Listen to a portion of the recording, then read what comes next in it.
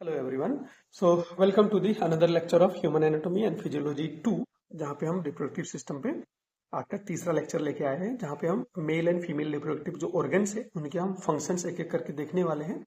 However, जब हमने male reproductive function के बारे में डिस्कस किया था और फीमेल रिप्रोडक्टिव सिस्टम के बारे में डिस्कस किया था, वहां पे हमने साइमल्टेनियसली फंक्शंस भी देखते आ रहे थे। हाउएवर, आपके सिलेबस में है तो मैंने इसको कॉन्साइज तरीके से एक जगह पे रख के आपको एग्जाम पॉइंट ऑफ व्यू के लिए आसान करने की कोशिश करी है। तो हम इसको क्विकली देखेंगे ताकि आपको भी इसको ग्लांस लेने में आसानी हो और एग्जाम पॉइंट ऑफ व्यू के लिए प्रिपेयर करने में आसानी हो। तो जो इसके जनरल फंक्शन है, मेल हो या फीमेल हो, तो उनके कुछ जनरल फंक्शन है, जैसे गैमेट को प्रोडक्शन करना। गैमेट मतलब सीड बोला है, स्पर्म और ओवम उनको प्रोड्यूस करते हैं। फिर फर्टिलाइजेशन में हेल्प करता है reproductive system, right. Hormone secrete करने में हेल्प करते हैं, मेन सेक्स हार्मोन और फीमेल सेक्स हार्मोन। उसके बाद में जो रिप्रोडक्शन है वो करने में हेल्प करते हैं, राइट। अगर हम मेल रिप्रोडक्टिव सिस्टम की बात करेंगे तो वहां पे जो टेस्टिस है, हमने एक एक करके पहले एनाटॉमी में देख लिए, तो उसको हम आगे देखेंगे। इसका जो बेसिक फंक्शन है वो है स्पर्मेटोजेनेसिस, मतलब स्पर्म को प्रोड्यूस करना। प्रोडक्शन ऑफ टेस्टोस्टेरोन, जो इसमें लेडिक सेल्स है वो क्या कर रहे हैं, टेस्टोस्टेरोन को प्रोड्यूस कर रहे हैं ताकि मेल पे जो है मेल सेकेंडरी सेक्सुअल कैरेक्टर्स जो है डेवलप हो जाए, राइट। तो ये जो हार्मोन है तो ये क्या करेगा, develop secondary sexual characters in the male. जैसे हाइट बढ़ जाती है ना अचानक से, उसके बाद में जो है आदमी की वॉइस जो है वो डीप हो जाती है, राइट। एक मेस्कुलाइन बॉडी जो रहती है वो जो एक एंड्रोगोगिक इफेक्ट रहता है, दाढ़ी आती है, मूछें आती है, तो ये जो है ये टेस्टोस्टेरोन के इन्फ्लुएंस में होता है। ऐसे ही मेंटेनेंस ऑफ रिप्रोडक्टिव ऑर्गन, जो अपने रिप्रोडक्टिव ऑर्गन है वो भी ग्रोथ हो जाते हैं, टेस्टिकल का साइज बढ़ जाता है ना, पिनिस का जो साइज है वो बढ़ जाता है, प्रॉपर तरीके से स्पर्म बनना चालू होता है, वो टेस्टोस्टेरोन को इन्फ्लुएंस में ही होता है। तो ये जो मेंटेनेंस रिप्रोडक्टिव ऑर्गन का है ये भी टेस्टोस्टेरोन करने में हेल्प करता है। एंड स्टिमुलस एंड लिबिडो है ना, तो जो सेक्सुअल डिजायर एक होती है मेल पे, वो भी मेंटेन करने का काम कौन करता है, टेस्टोस्टेरोन, जो बेसिकली टेस्टिस से प्रोड्यूस हो रहे हैं। होप यहाँ पे समझ में आ गया होगा। तो हमारा जो दूसरा ऑर्गन था वो था एपिडिडाइमिस। ये स्पर्म को मैच्योर होने में हेल्प कर रहा है। हमने एनाटॉमी में पढ़ा था, ये 6 मीटर लंबा एक हाईली सुपर कोइल्ड ट्यूब है ना, जो स्पर्म को मोटिलिटी भी प्रोवाइड करता है और उसको मैच्योर करने में हेल्प करता है, राइट। गेन मोटिलिटी, स्पर्म को एक टेम्पोररी स्टोरेज भी देता है, and transport sperm to the vas deferens. और जो ये मैच्योर हो गए स्पर्म बनने के बाद, इनको आगे ले जाके वाज डिफरेंस तक छोड़ने का काम कौन करता है, एपिडिडाइमिस, है ना। फिर आता है हमारा तीसरा स्ट्रक्चर जिसको हम बोलते हैं वाज डिफरेंस। तो वाज डिफरेंस जो है basically it's a temporary storage of sperm, है ना। जो एपिडिडाइमिस से मैच्योर होकर स्पर्म आ गए उनको टेम्पोररी जो स्टोरेज प्रोवाइड करता है वो वाज डिफरेंस बोलते हैं। ये भी एक ट्यूब स्ट्रक्चर ही है ना। और इन्हीं स्पर्म को ये ट्रांसपोर्ट करता है आगे ड्यूरिंग द इजैकुलेशन, राइट। इससे आगे आके जो हमारा दूसरा स्ट्रक्चर है वो है सेमिनल वेसिकल, जो बेसिकली सीमेन को प्रोड्यूस करता है। तो सीमेन में क्या रहता है, अ लॉट ऑफ फ्रुक्टोज, है ना, जो जो एनर्जी प्रोवाइड करता है स्पर्म को फीमेल में जाने के लिए, right. So this fructose serve as energy once the sperm enters into the vagina, and it also contribute to the portion of semen. हाँ, हमने बोला था जो 60% पोर्शन है वो ऑलमोस्ट सीमेन का रहता है। In addition to that it also provide the alkaline medium, है ना, ताकि ये जो स्पर्म है ये फीमेल के वजाइनल ट्रैक्ट में जाएगा तो वहां पे जो उसकी एसिडिटी है उस एसिडिटी को न्यूट्रलाइज कर पाए ताकि स्पर्म वहां पे जिंदा रह सके। अब आपको हमेशा ये डाउट आ रहा होगा जो वेजाइना है उसमें एसिडिटी क्यों होती है, राइट। वो एक हमारे बॉडी का प्रोटेक्टिव मैकेनिज्म है, क्योंकि वजाइना एसिडिक होता है, उसके जो सिक्रीशन है वो एसिडिक होते हैं, इसलिए कि वहां पे जो माइक्रोबियल ऑर्गेनिजम्स है वो कॉलोनाइज ना हो पाए, है ना।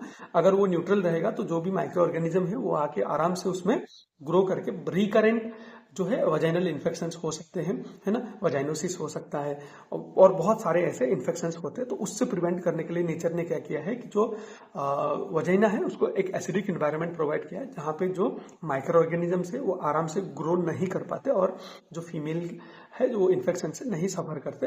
हाउएवर ड्यूरिंग इंटरकोर्स वो एसिडिटी को नॉर्मलाइज करने के लिए जो है सीमेन में ऐसे न्यूट्रलाइजिंग चीजें रहती हैं जिसका पीएच बहुत ज्यादा रहता है, जो फीमेल के पीएच को न्यूट्रलाइज करने में हेल्प करता है। होप यहाँ पे ये कॉन्सेप्ट आपको क्लियर हो गया होगा। फिर उसके बाद में आता है प्रोस्टेट ग्लैंड, है ना। प्रोस्टेट ग्लैंड एक मिल्की अल्कलाइन सिक्रीशन प्रोड्यूस करता है जो स्पर्म को मोटिलिटी प्रोवाइड करने में हेल्प करता है और इसमें भी क्योंकि हाई पीएच वाले सब्सटेंस रहते हैं तो ये जो वजाइना का एसिडिटी रहता है उसको भी न्यूट्रलाइज करने में हेल्प करता है। फिर आता है बल्बो यूरेथ्रल ग्लैंड, है ना, जिसको हम काउपर्स ग्लैंड भी बोलते हैं। आपने किसी किसी टेक्स्ट बुक में इसको काउपर्स ग्लैंड के नाम से देखा होगा। तो ये बेसिकली म्यूकस को सिक्रीट करते हैं और सेक्सुअल इंटरकोर्स के टाइम पे लुब्रिकेशन को मेंटेन करने में हेल्प करते हैं। और क्योंकि इसमें भी इसकी जो पीएच है वो ज़्यादा रहती है तो ये भी जो है एसिडिटी है, वजाइनल एसिडिटी है, उसको न्यूट्रलाइज करने में हेल्प करता है। ऐसे ही फिर जो हमारा आखिरी स्ट्रक्चर है मेल रिप्रोडक्टिव सिस्टम पे वो है पेनिस रीजन। तो ये क्या करता है, कॉपुलेशन पे हेल्प करता है और स्पर्म को जो है ये वजाइना में इंट्रोड्यूस करने का काम कौन करता है, पेनिस। ऐसे ही सीमन को इजैकुलेट करने में भी हेल्प करता है। और इन नॉर्मल टाइम इंटरकोर्स नहीं हो रहा है, नॉन रिप्रोडक्टिव फंक्शन इसका क्या है, ये यूरिनरी फंक्शन में जब हम यूरिन पास करते हैं डे टू डे लाइफ में तो वहां पे भी पेनिस का जो यूरिन है वहीं से पास हो रहा होता है। ऐसे ही अगर हम फीमेल रिप्रोडक्टिव ऑर्गन्स की बात करें तो सबसे पहले ओवरी थी। मेल पे जो काम टेस्टिस कर रहे हैं वही फीमेल पे ओवरीज कर रहे हैं। पहले तो एग को प्रोड्यूस कर रहे हैं oogenesis के प्रोसेस से, उसके बाद में हार्मोन को रिलीज कर रहे हैं जैसे एस्ट्रोजन, जो सेकेंडरी सेक्सुअल कैरेक्टर्स डेवलप करता है फीमेल पे, जैसे ब्रेस्ट इनलार्ज हो जाते हैं, है ना, जो पेल्विक रीजन है वो वाइड हो जाता है ना, जो एक्सटर्नल जेनिटेलिया है वो मैच्योर होता है, ग्रो होता है ना, साइज में। और ये जो फीमेल में सेकेंडरी सेक्सुअल कैरेक्टर्स रहते हैं ये एस्ट्रोजन डेवलप करता है। और प्रोजेस्टेरॉन का बेसिकली प्रेगनेंसी को मेंटेन करने का काम जो है वो प्रोजेस्टेरॉन का रहता है। तो जो बेसिकली ये जो प्राइमरी सेक्स हार्मोन्स है फीमेल पे वो यही ओवरी जो है वो रिलीज कर रही होती है। फिर आता है दूसरा स्ट्रक्चर, वो है फैलोपियन ट्यूब, है ना, tube connecting the ovary with the uterus. तो ये ओवम को कैप्चर करते हैं और फिमरिए के द्वारा और इसको एम्पुला रीजन पे भेजते हैं ताकि एम्पुला में जो है वो फर्टिलाइजेशन हो सके, है ना। अगर यहाँ पे फर्टिलाइज हो गया है तो ये जो ओवम है वो यूटेरस में आके इम्प्लांट हो जाएगा, नहीं हो गया तो मेंस्ट्रुअल ब्लड के साथ ये बाहर चले जाएगा। होप फैलोपियन ट्यूब का जो फंक्शन है वो भी आपको समझ में आ गया होगा। और जो उसके बाद में एक और स्ट्रक्चर है वो है uterus. Implantation of fertilized egg, है ना, जो भी अगर फर्टिलाइज्ड जाइगोट बन जाएगा तो उसको इम्प्लांटेशन बेड प्रोवाइड करने का काम कौन करता है, यूटेरस। हमने पहले भी बोला था इसलिए हम इसको गर्भाशय बोलते हैं। तो जो फीटस ग्रो हो रहा है उसको प्रोटेक्शन करने का, उसको नॉरिशमेंट, उसको ग्रोथ का एनवायरमेंट देने का काम किसका है, यूटेरस का है।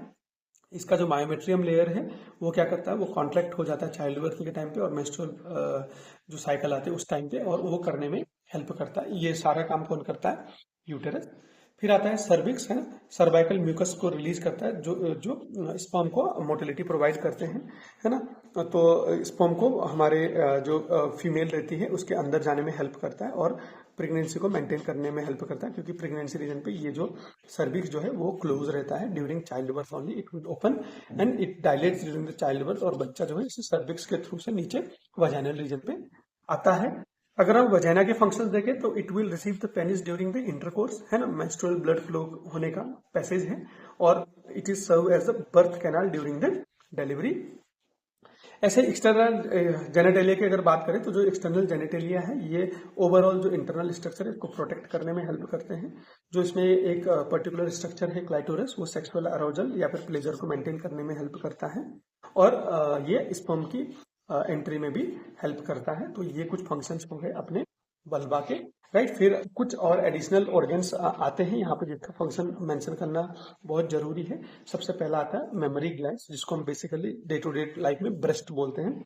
तो ये मिल्क प्रोड्यूस करते हैं, एक बार पार्चुरेशन हो जाएगा मतलब बेबी डिलीवर होने के बाद में प्रोलैक्टिन हार्मोन के इन्फ्लुएंस में आके मेमोरी ग्लैंड जो है वो मिल्क को प्रोड्यूस करते हैं और बच्चे को नॉरिश करने में हेल्प करते हैं। In addition to that it will release some important hormone, है ना, जिसकी वजह से जो मदर और एक बच्चे की बॉन्डिंग होती है वो भी साइकोलॉजिकली मेंटेन रहती है।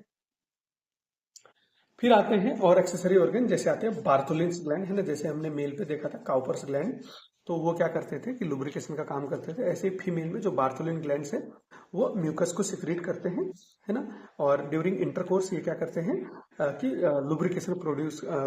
लुब्रिकेशन जो है वो प्रोवाइड करते हैं ताकि जो इंटरकोर्स है उसके टाइम पे वजाइना जो है वो ड्राई ना रहे, है ना, और जो फ्रिक्शन है वो कम हो जाए और जो पेन होता है ड्राइनेस की वजह से वो ना हो, इसलिए यहाँ पे बार्थोलिन ग्लैंड्स रहते हैं, right. It helps in the lubrication, moist provide करता है वजाइनल ट्रैक्ट को, reduce the friction and aids the smooth penetration, जो पेनाइल पेनिट्रेशन रहता है इरेक्शन के टाइम पे वो भी फैसिलिटेट करता है।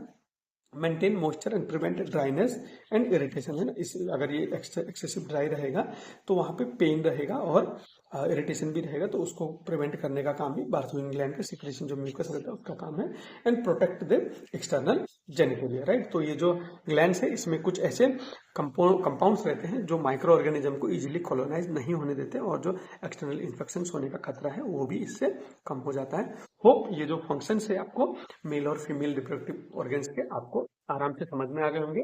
तो आज के क्लास में हम इतना ही डिस्कस करेंगे। आज का क्लास कंप्लीट करने से पहले हम एक बार और देखेंगे टेस्टिस। अगर हम एक एक फंक्शन की बात करें तो ये स्पर्मेटोजेनेसिस करके स्पर्म को रिलीज करती है, इंपॉर्टेंट हार्मोन रिलीज करके लिबिडो मेंटेन करता है, एपिडिडाइमिस स्पर्म को मैच्योर करने में हेल्प करता है और स्पर्म को टेम्पोररी स्टोरेज भी देता है, मोटिलिटी प्रोवाइड करता है, वास डिफरेंस मैच्योर स्पर्म को स्टोर करता है, इजोकुलेशन में हेल्प करता है, सेमिनल वेसिकल जो है वो सीमन को प्रोड्यूस करती है, जो मेजर पोर्शन रहता है स्पर्म का जिसको हम वीर्य बोलते हैं, प्रोस्टेट ग्लैंड अल्कलाइन फ्लूइड को सिक्रेट करते हैं, राइट, जो एसिडिटी को न्यूट्रलाइज करने में हेल्प करते हैं, bulbourethral gland mucus lubrication और एसिडिटी को मेंटेन करना, पेनिस जो है स्पर्म को वजाइना तक इंट्रोड्यूस में हेल्प करता है, राइट, और यूरिन पैसेज में भी हेल्प करता है। फीमेल में ovary is parallel to the testis जो बेसिकली ओवा को प्रोड्यूस करते हैं और इसके जो हार्मोन एस्ट्रोजन जो सेकेंडरी सेक्सुअल कैरेक्टर प्रोड्यूस करते हैं और प्रोजेस्टेरोन जो प्रेगनेंसी को मेंटेन करते हैं। ऐसे ही फैलोपियन ट्यूब एक कनेक्टिंग स्ट्रक्चर है जहाँ पे बेसिकली फर्टिलाइजेशन होता है। Uterus is a site for implantation and baby grow. Cervix is a connecting portion uterus with the vagina. Vagina जो है it connects the external genitalia with the uterus, right. जो external genitalia है वो reproduction में help करता है, sexual pleasure arousal maintain करने में हेल्प करता है और स्पर्म की एंट्री एक्सटर्नल जेनेटेलिया से ही होती है।